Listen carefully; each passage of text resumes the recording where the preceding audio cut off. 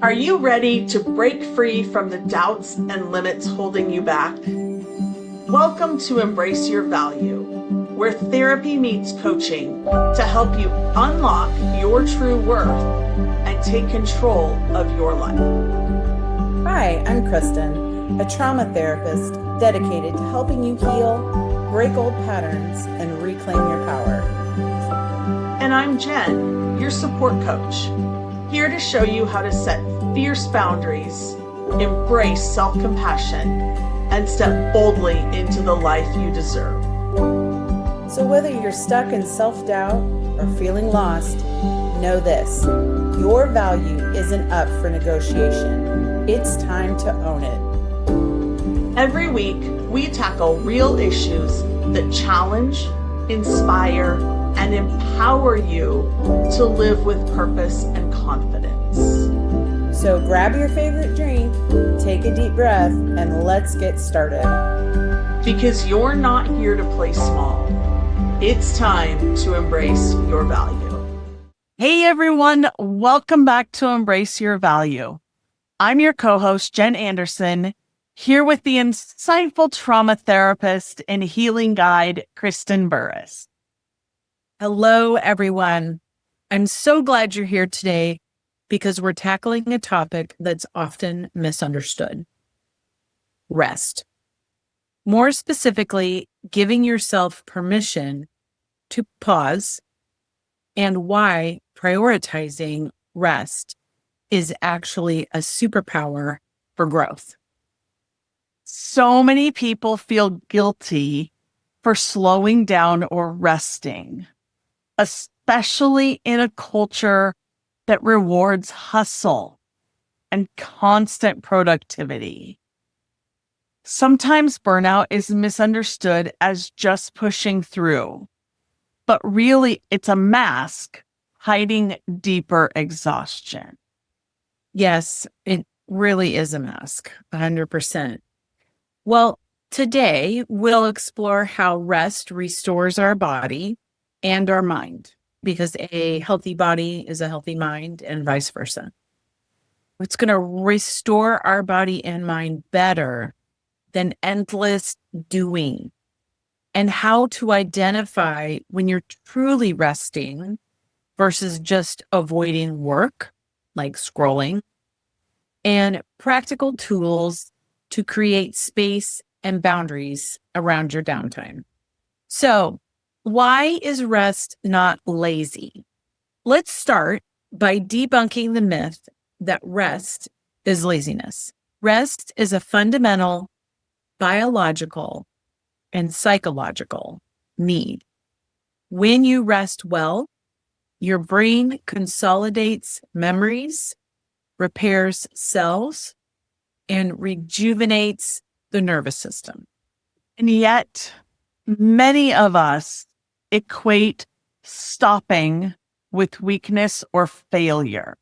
I hear from clients who run on adrenaline or guilt, and they think that resting means that they're falling behind. They're missing opportunities, or they're letting other people down. And the other thing that I always hear is that they've not done enough to take time to rest. They think they have to earn their rest. And that couldn't be further from the truth. Absolutely. No one needs to earn rest. Those tend to be powerful internalized messages that are often rooted in early conditioning or societal pressure. So let's talk about the society we live in right now. There's a lot of instant gratification, which means we're getting things quickly. And that means we have to do more because we're getting more. So more information comes in, we have to do more with it, which keeps us busier. So neglecting rest leads to burnout. And that is a state of chronic exhaustion that actually reduces productivity and especially creativity. And burnout often looks like being consistently busy, distracted, or even reactive.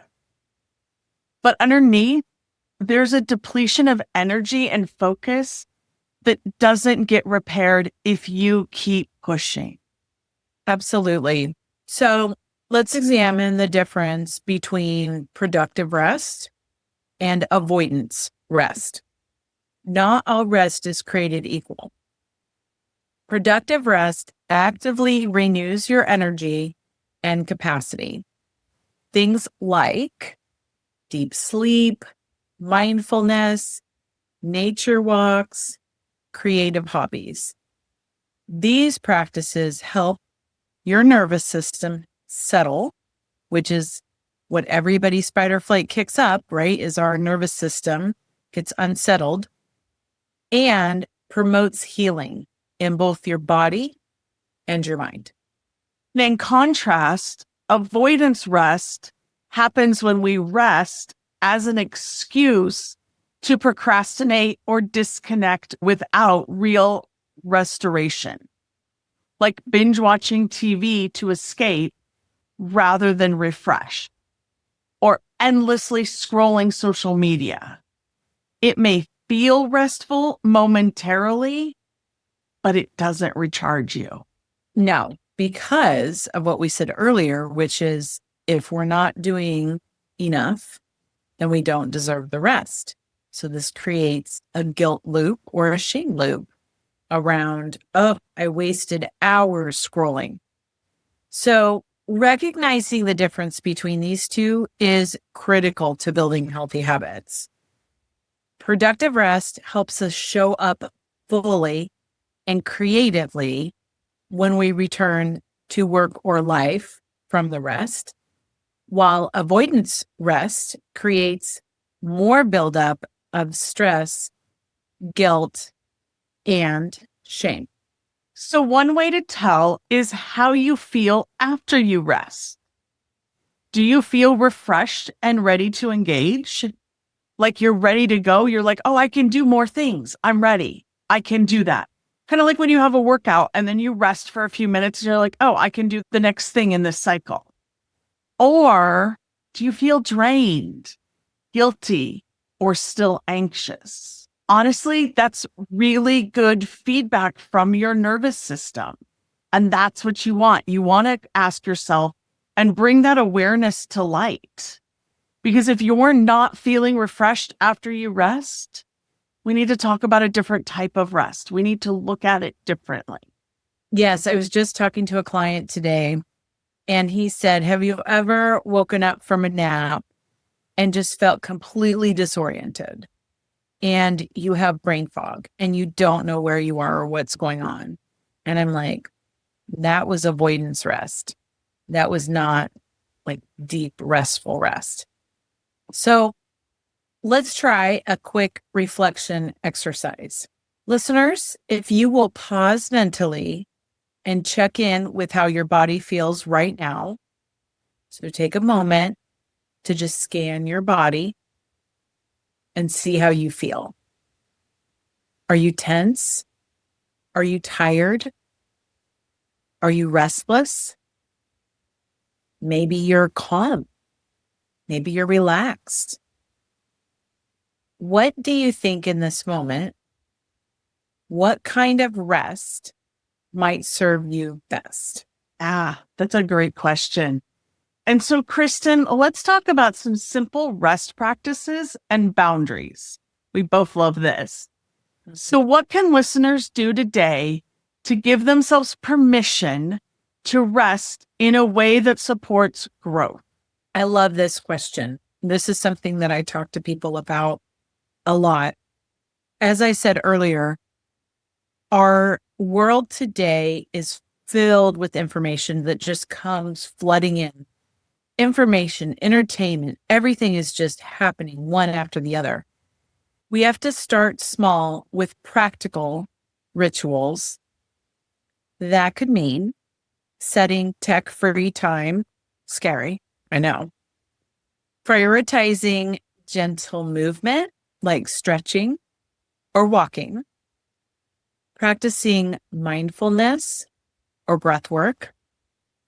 Even 5 to 10 minutes a day, daily, can reset your nervous system.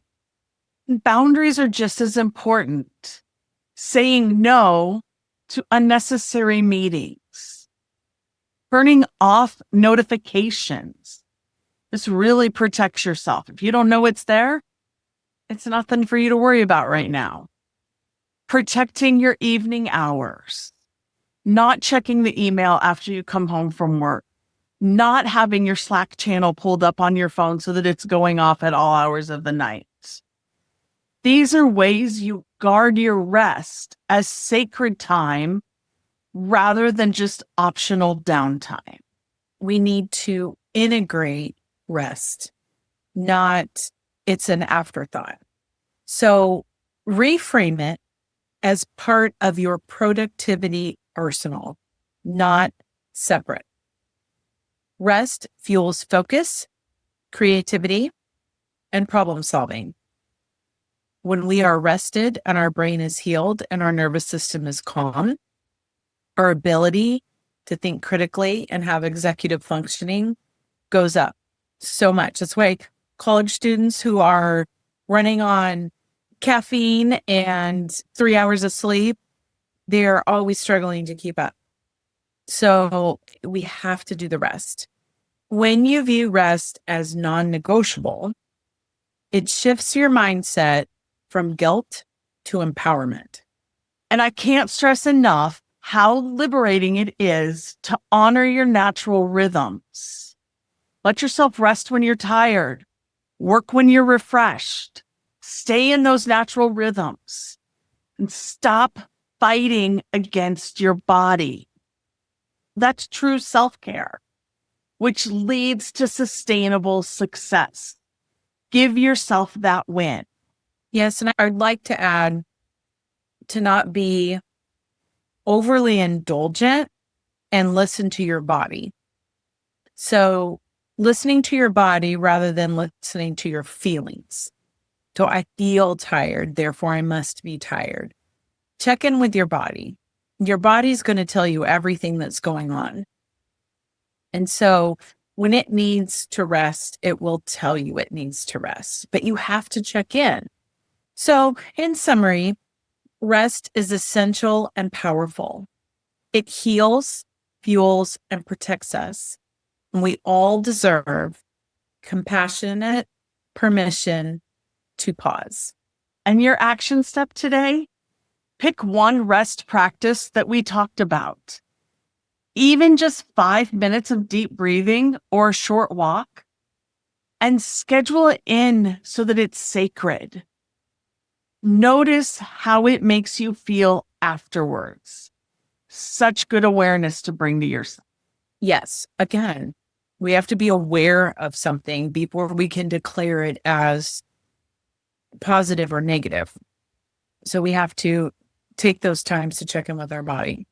So another thing, set one boundary that protects your downtime, whether it's turning off your phone or saying no to an extra request. Your energy is precious. You are precious. Treat yourself that way. Yes. We'd love to hear about your rest rituals or any barriers that you're facing around rest. Reach out to us or drop us just something in the show notes and let us know. Thank you for joining us today. Remember, embrace your value means embracing rest as a vital part of your growth journey. Till next time, be kind to yourself and give yourself permission to pause. Thank you for being here with us today. If today's episode hit home, don't just keep it to yourself. Subscribe, leave us a review, and share this episode with someone who needs to hear it. Because everyone deserves to know their worth. Next week, we're diving even deeper with more insights and tools to help you break free from limitations and live authentically. Until then, keep raising your standards, owning your worth, and embracing your value.